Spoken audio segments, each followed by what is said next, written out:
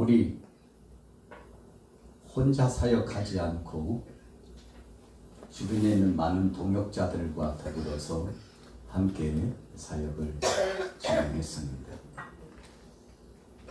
혼자는 힘듭니다. 함께 해주었기 때문에 가능한 거죠.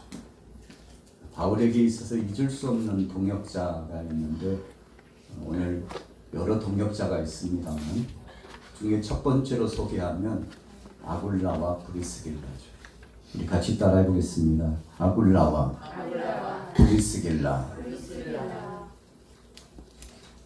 이 당시 시대적으로 보면 로마 황제 글라우디우스가 정책을 내려가지고 로마 안에 있는 모든 유다인들은 이제 로마를 떠나라고 로마 황제 글라우디오가 유다인 추방 명령을 내리게 됐죠. 그 중에 추방당한 사람들이 많지만 오늘 본문에 등장하고 있는 아굴라와 프리스길라도 추방당했던, 그래서 서름을 안고서 아픔과 상처를 안고서 로마를 떠나서 이동하고 이주한 곳이 바로 이 고린도입니다. 거기서 하나님이 준비하심으로 바울을 만나게 된 거죠. 바울도 사역을 진행하면서 참 어려움이 많았습니다. 여러 동역자들이 있지만 또 다른 동역자들을 늘 갈구하고 소원했죠. 그런데 하나님께서 멀리 로마에서 고린도까지 부부 동역자를 급파해 주셨죠.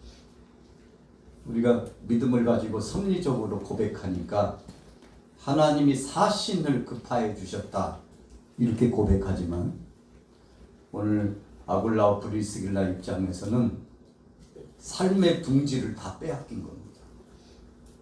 우리 가까운 나라 중국도 아주 비슷합니다. 중국에 가서 둥지를 틀고 사업장을 건설해 가지고 이제 일할만 하고 돈이 될만 하면 갖은 핍박을 가지고서 정착한 사람들을 쫓아내요. 이 사유재산이 국가에 있잖아요. 중국. 우리나라는 개인이 사유재산을 가질 수 있지만 자기 재산을 가질 수 있지만 중국은 이 모든 것들이 대부분 국가 중심으로 이렇게 운영되어 가고 있죠. 갑자기 쫓아내면 어디로 가라는 겁니까? 이유를 붙여가지고 거기다가 문제가 있다고 덮어 씌워가지고 추방하는 겁니다. 합법적으로 추방하는 거죠. 외관상으로 볼 때는 합법적이지만 거기에 상주해서 둥지를 틀고서 사업을 진행했던 사람들은 온갖 불법과 그리고 포악과 불이익을 줘가지고 거기서 버티지 못하도록 그렇게 해서 나가게 하는 거 아니겠습니까? 사실 오늘 본문에 등장하는 아굴라와 프리스길라도 그런 어려움을 당한 부부죠. 모든 거 다 내려놓고 가야 돼요. 그래서 간신히 기본적인 것 꾸려가지고 이주했는데 어디로 갈까 하다가 정착하는 곳이 바로 이 고린도 땅에 정착한 겁니다. 모든 것을 새로 출발해야 돼요. 참 막막했습니다. 힘들었습니다. 그런데 그때 하나님께서 이들에게 바울을 만날 수 있도록 해주셨다는 거죠.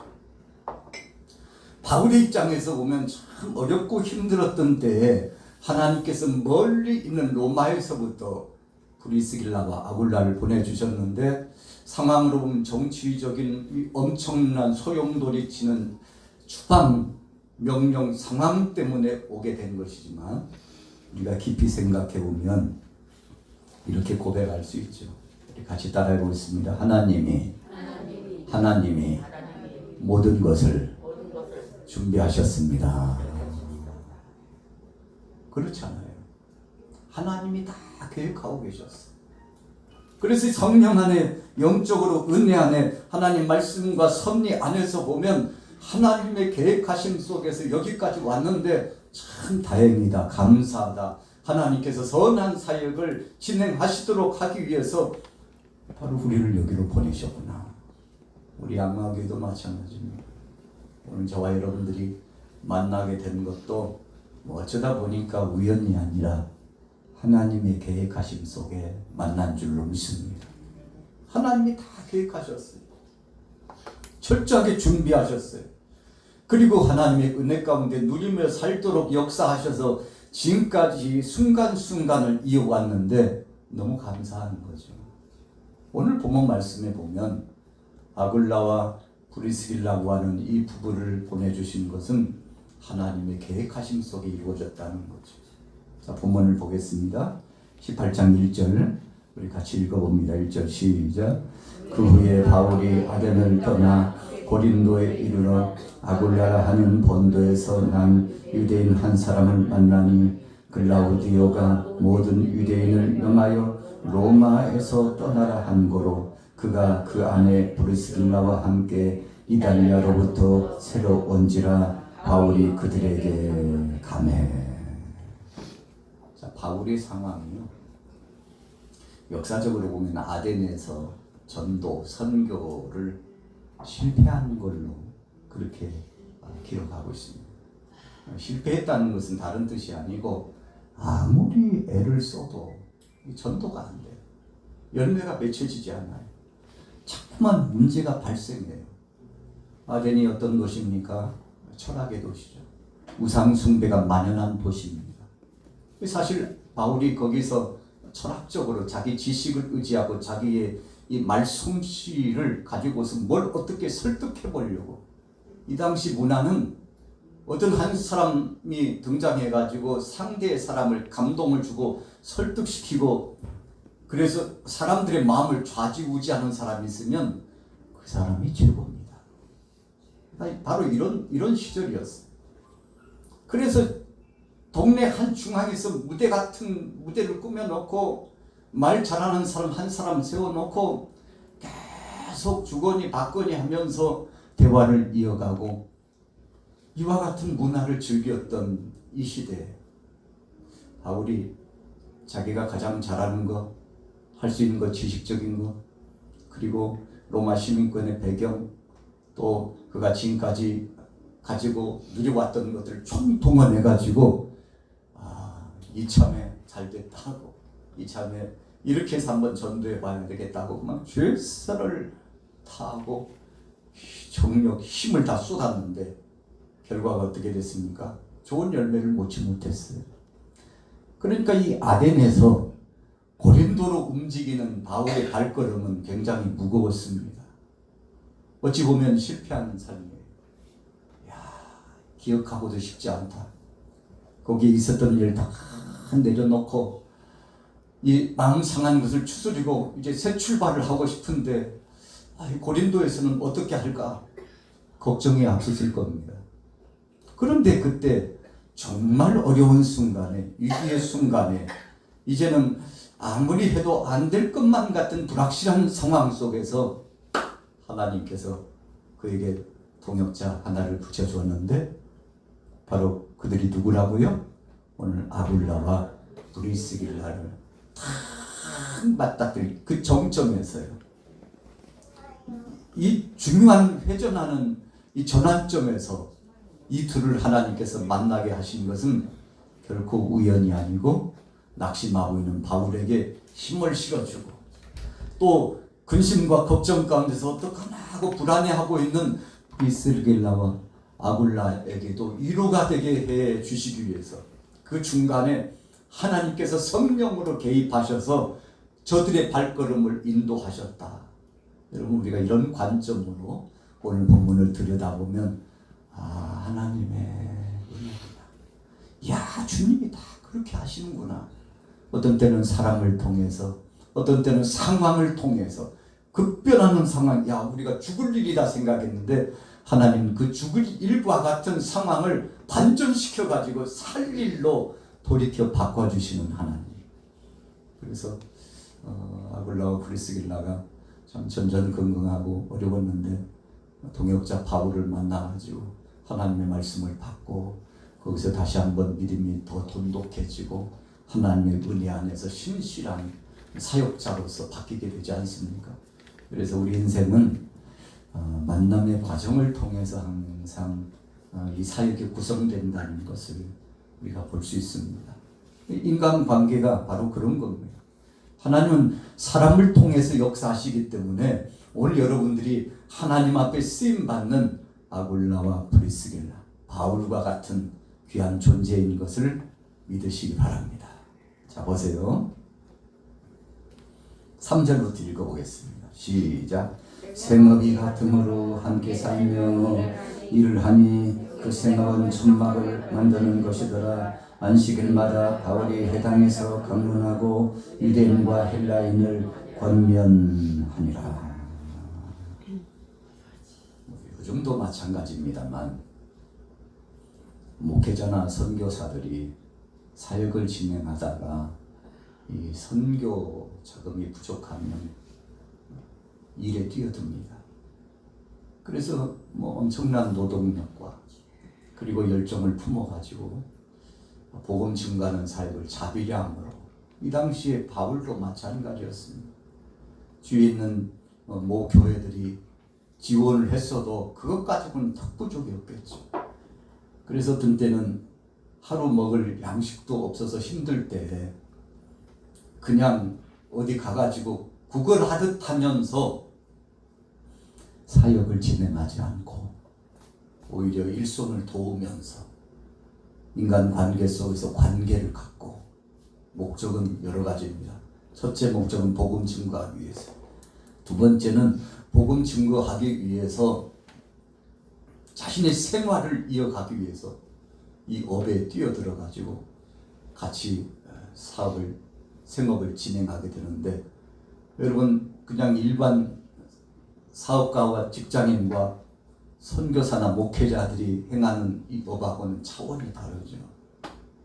그래서 오직 복음 증거하기 위해서 오늘 바울도 참 어려움 속에서 사역을 진행할 때, 오늘 브리스길라와 아굴라를 만났는데 만나서 대화 나누다 보니까 그래도 바울이 자신 있고, 그래도 바울이 이 두 손으로 지원할 수 있고 협력할 수 있는 그 업이었다는 거죠. 오늘 본문의 초점이 그겁니다. 우리 같이 따라해보겠습니다. 생업이 같음으로 함께 살며. 여러분, 이 말씀의 의미는 아주 중요합니다. 바울은 위기의 상황이 오면 위기의 상황 때문에 뒷걸음질 치는 그런 타입의 스타일이 아니었어요. 오히려 그것을 넘어서 사선과 같은 위기를 뛰어넘어가지고 적극적으로 극복하는 타입이었다는 거죠. 그래서 바울은 일을 하는 게 목적이 아니고 선교하는 것, 목회하는 것이 목적이었지만 상황에 따라서는 사랑하는 동역자들에게 힘이 되고 동역자들과도 그래서 같이 갈 수 있는 방향에서 손을 잡고 그 업에 협력을 했다는 거죠. 그래서 바울은 브리스길라와 아굴라와 더불어서 점점 더 가까워지고 복음 안에서 사역을 같이 동역할 수 있는 동역자의 관계가 이어지게 되었던 겁니다. 서로 공감하는 거죠. 바울 목사님께서, 바울 선교사님이 이런 중대한 사역을 진행하는데 앞으로 우리가 사업이 잘 진행되면 이 수익의 구조를 생명의 복음 증가하는 데 헌신하고 같이 협력하겠다. 바울도 그게 무슨 말씀이냐고, 나도 역시 일손의 보탬이 되겠다고 협력하면서 같이 이렇게 진행해 나가는데, 이것이 바로 출발입니다. 얼마나 아름다운 것인가요? 서로 사랑을 주고 아낌없이 서로를 위해서 기도해주고 함께 협력해 나가는 이 동역의 선상에 있는 모습이 너무나 아름다운 거죠. 자, 하나님이 이렇게 해서 고린도 지역을 더 복음화시키는 이 발판을 세우도록 역사하셨던 거죠. 자, 바울이 자신감을 얻었어요. 그까짓 건 두 사람이 힘이 될까? 아니에요. 두 사람이 네 사람이 되고, 네 사람이 여섯 사람이 되고, 여섯 사람이 열 사람이 되고, 이런 것이기 때문에 거기서 힘을 얻어가지고 이제 적극적으로 사역을 진행하게 되죠. 자, 4절 보세요. 같이 읽어봅니다. 4절 시작. 안식일마다 바울이 회당에서 강론하고 유대인과 헬라인을 권면하니라. 실라와 디모데가 마게도냐로부터 내려오매 바울이 하나님의 말씀에 붙잡혀 유대인들에게 예수는 그리스도라 밝히 증언하니. 자, 직전까지만 해도 설상가상이었어요. 참 아덴에서 어려웠는데 고린도에 와보니까 막막해요. 오늘 문맥적으로 5절의 말씀을 보면 바울이 선발대로 먼저 와가지고 둥지를 틀고 사역의 현장에서 뿌리 기초를 내리는 겁니다. 얼마 있다가 지원 부대가 왔어요. 실라와 디모데가 함께 와가지고 또 같이 협력할 수 있는 공조를 이루게 됐는데, 여러분 교회 역사는 선교나 이 교회 목회 역사는 아주 똑같습니다. 서로 협력할 수 있는 길을 열어서 손에 손을 맞잡고 이렇게 나가니까 그 수는 많지 않았는데 고린도에서 엄청난 영향력을 행사하는 교회의 모습이 포용된 거 아니겠습니까? 처음에는 바울 단신이서, 그러다가 브리스길라와 아굴라를 만나고 또 이어지는 실라와 디모데가 와서 지원을 하고, 그래서 영적으로 바울은 결혼한 자가 아니기 때문에 영적인 아들 삼은 이 디모데가 와서 힘이 되어주고 함께 협력자가 되고, 또 그의 선교 사역에서 실라 잊을 수 없잖아요. 바울과 실라, 옥토가 움직이고 옥문이 열리고 이 놀라운 역사 참 감사한 것이잖아요. 그런데 그런 역사들이 그냥 일어나는 것이 아니고 끈끈한 사랑의 믿음의 공동체의 관계 속에서 이어갔다는 사실을 알 수 있는 거죠. 자, 보겠습니다. 6절부터 읽습니다. 시작. 그들이 대적하여 비방하거늘 바울이 옷을 털면서 이르되 너희 피가 너희 머리로 돌아갈 것이요 나는 깨끗하니라. 이후에는 이방인에게로 가리라 하고. 예수님도 전도 선교하시는 이 방식이 자기 울타리 안에 가족 중심, 동족, 민족 중심으로 가죠. 그래서 예수님이 맨 먼저 인근 근동에 있는 고향으로 가가지고 나와 그동안 동고동락했던 사람들에게 이 하나님 나라의 말씀을 전해야 되겠다고 가시지 않았습니까?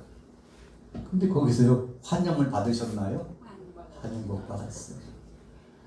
사람들이 빈정거리면서 아유 저 목수의 아들 예수가 아니냐고, 우리가 콜리기 때부터 다 보고 안 하는데 요즘 뭐 조금 뜬다는 소문이 있더니 잘난 체는 혼자 다 하고 있냐, 빈정거리면서 하나님 나라의 말씀을 은혜의 말씀으로 능력의 말씀으로 감사히 받아야 될 그들이 오히려 빈정거리고 무시하면서 동네 밖으로 막 내쫓으려고.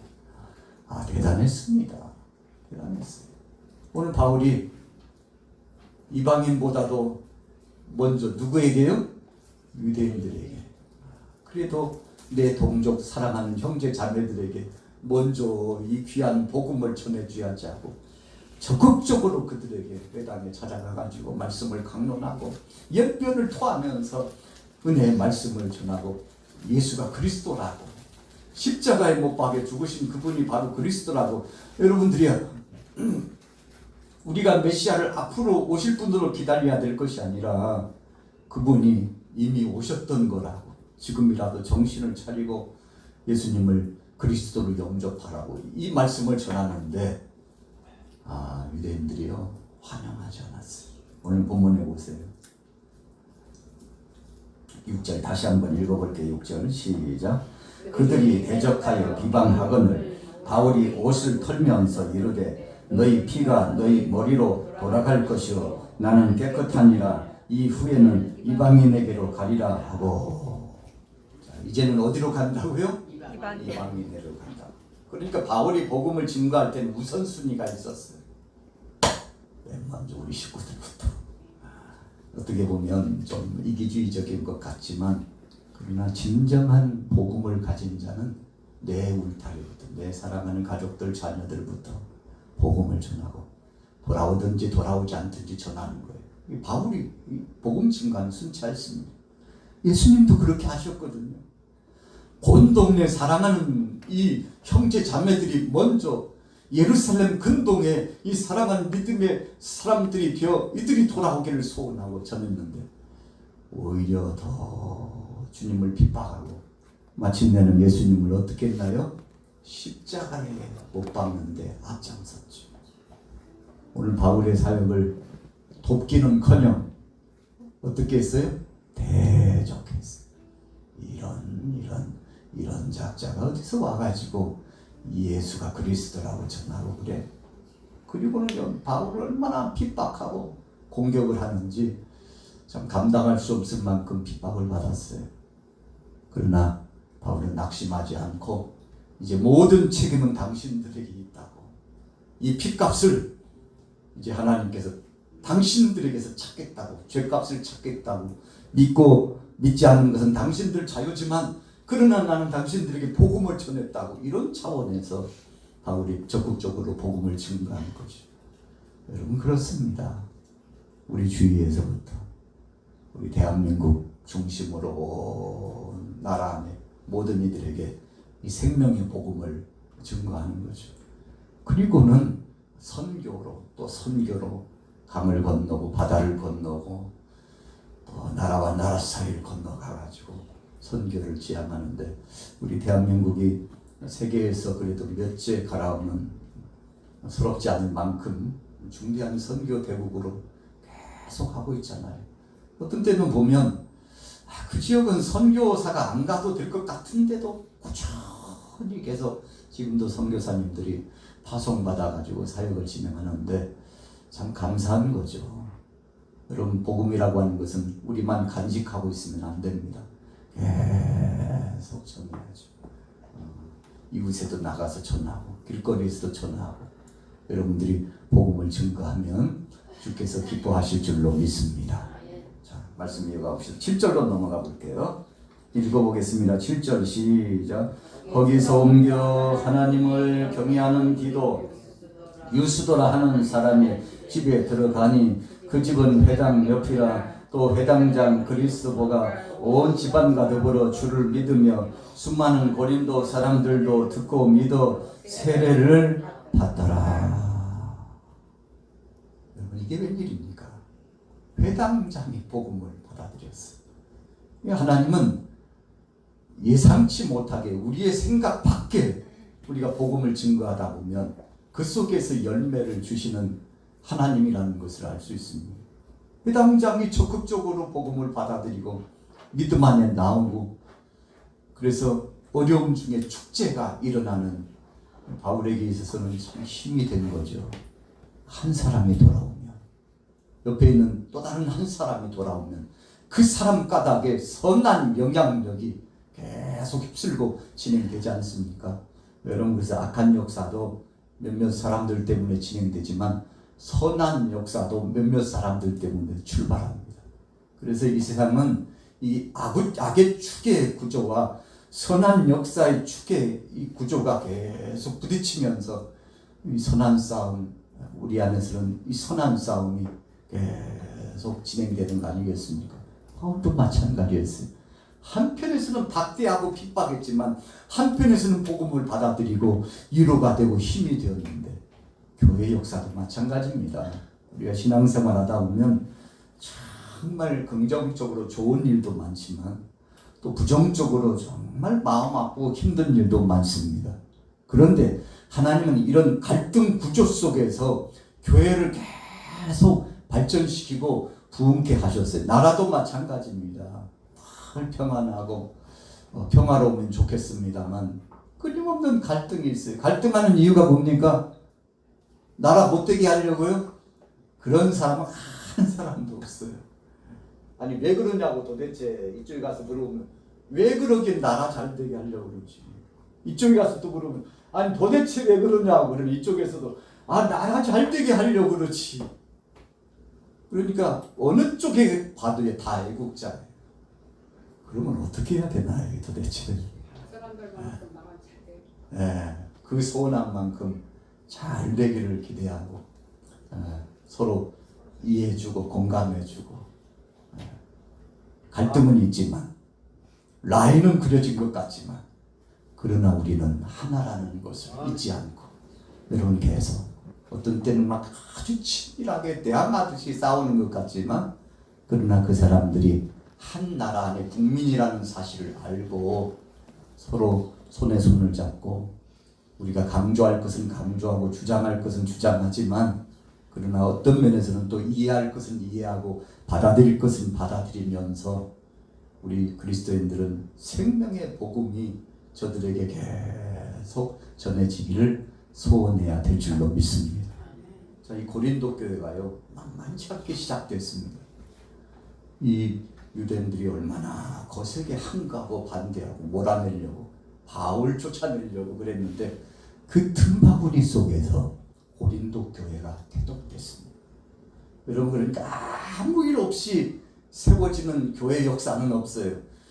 끊임없는 갈등과 고통 가운데서 교회가 탄탄해지고 하나님의 은혜 가운데 세워졌는데 이 고린도 교회 역사가 만만치 않게 진행되고 있습니다.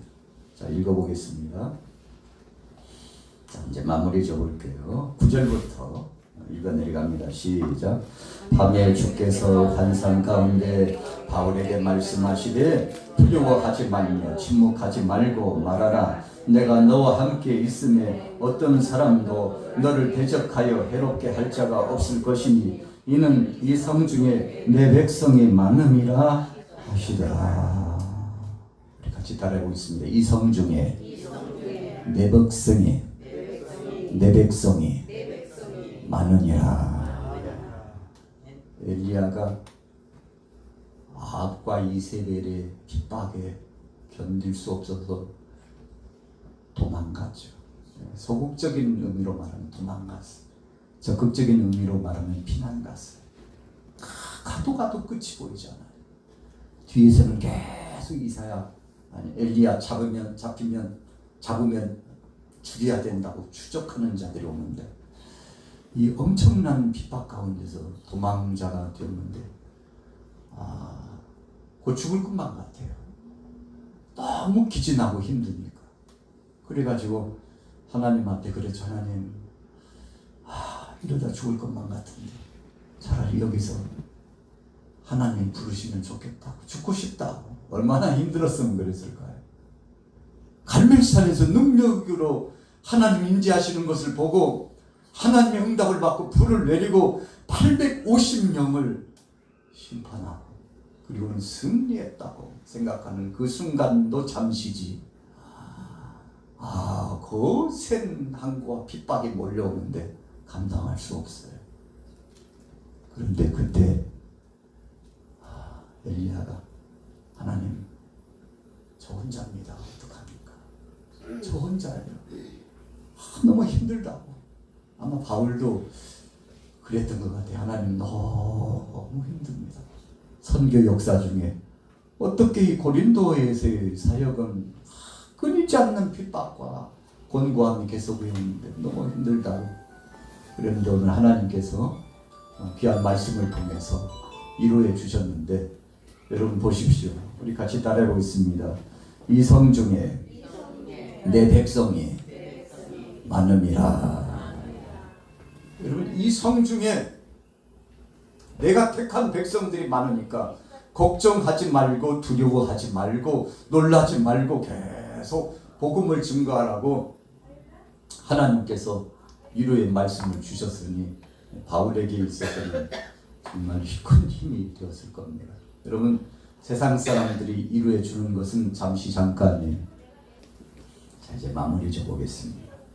자 그렇다면 하나님께서 아굴라와 브리스길라를 먼저 보내주셔가지고 바울이 새로운 둥지를 들고 정착하게 해주시고 힘을 얻게 하시고 그 다음에 디모데와 실라를 또 보내가지고 지원 부대를 주시고 이제 모든 것이 꺼져가 버리고 큰 낭패를 당한 것 같았는데 하나님께서 친히 성령 안에서 영음을 들려주셔가지고 바울아 걱정하지 말라.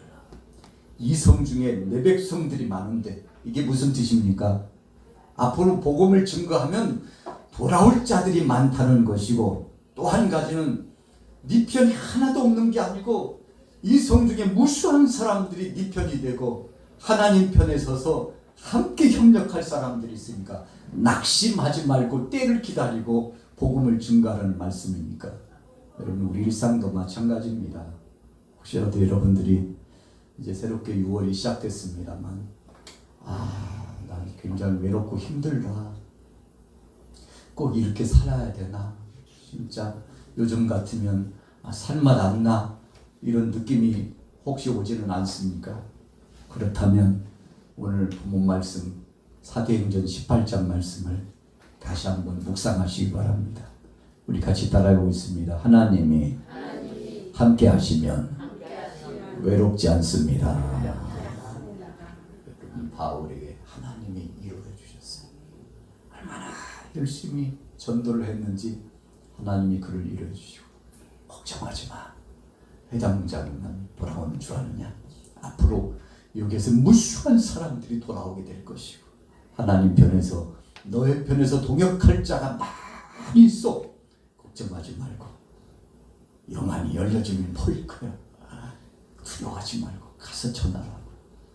이 말씀이 힘을 얻어가지고 나가서 적극적으로 사역하는데 나중에 보면 고린도 교회가 왕성하게 부흥하게 되지 않습니까? 그래서 교회의 부흥의 역사는 하나님이 역사해 주시면 될 줄로 믿습니다. 바울도 힘들어가지고 그랬는데 그때 하나님이 걱정하지 마요. 내가 너와 함께 할게. 여기에 내 백성이 많으니 내가 그들을 너에게 붙여줄게. 이런 말씀 받았으니 여러분, 위로 중에 최고의 위로죠. 오늘 여러분들의 생업과 모든 범사에도 이런 동역자들의 손길, 하나님의 사랑의 손길이 함께 하셔서 승리하시기를 예수님의 이름으로 축원합니다.